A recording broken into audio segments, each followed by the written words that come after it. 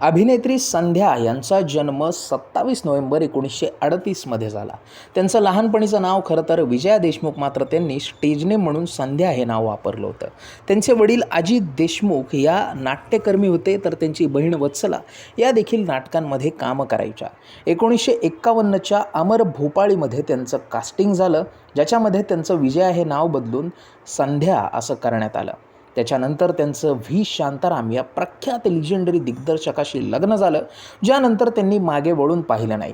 त्यांचे परछाईया, 3 बत्ती 4 रस्ता, झनक झनक पायल बाजे, 2 आंखें 12 हाथ, नवरंग पिंजरा सेहरा, जल बिन मछली नृत्य बिन बजली, परछाई, स्त्री हा 1961चा सिनेमा, चंदनाची चोळी, अंग अंग जाळी, काही तमिळ सिनेमे आणि इथे मराठीची ये नगरी असा सिनेमा देखील समाविष्ट आहे.